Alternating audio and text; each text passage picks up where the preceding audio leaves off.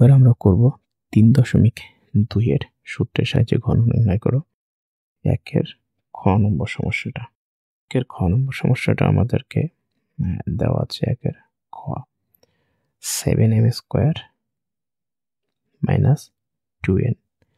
তো এটা যখন আমরা সূত্রের সাহায্যে ঘন নির্ণয় করব তখন 7m² - 2n তার এবার আমরা হোল কিউ লিখব। এখন উল্লেখ্য যে এখানে a - b হোল কিউ সূত্র পড়ে, আমি সূত্রটা একটু লিখে রাখি, তোমরাও স্মরণ করো। a³ - 3a² b + 3ab² - bq। এখন আমরা সূত্রটার সাথে মিলিয়ে লিখে a³ তাহলে এটা আছে 7m² মাইনাস সূত্রে 3a², 7m² আছে a আর bটা আছে 2n মাইনাস a²b প্লাস সূত্রে 3ab², এটা আছে 7m² আর bটা আছে 2n তার whole square minus bq 2n তার হোল কিউ। আশা করি তোমরা বুঝতে পারছো, একটুখানি সরে আসা যায় তার হোল কিউ। এবার আমরা একটু ক্যালকুলেশন করে ফেলি। দেখো 7 এর উপর কিউ আছে, তারপরে m² আছে।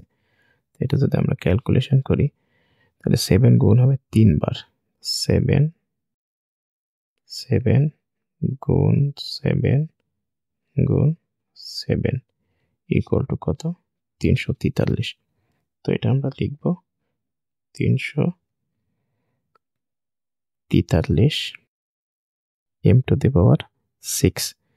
আমাদের এই a² পাওয়ারে a² আর এর পাওয়ারে গুণ হবে 3 আর 2 গুণ হবে মাইনাস 3 7 7 49 m⁴ 2n প্লাস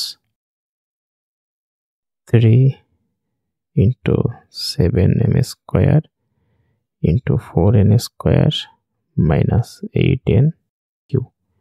সূত্রে যখন আমরা ভাঙছি, ক্যালকুলেশন করছি, এই রেজাল্টটা পাইছি।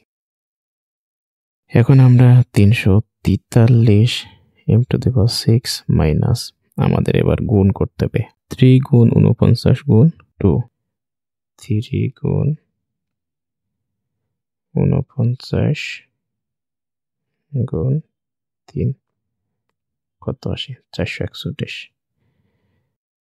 441 m⁴ n plus 3 7 21 4 21 84 m² n² minus 8n Q. এটা হলো আমাদের ফর্মুলা। তো আমরা আরেকটা জিনিস ক্লিয়ার করে দেখি আমাদের এটা ঠিক আছে কিনা।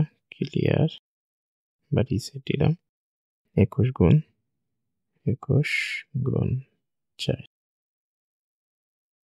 21 84। তাহলে তোমরা বুঝতে পারছো এটা সূত্রের সাহায্যে কিভাবে আমরা ঘনটা নির্ণয় করতে পারি।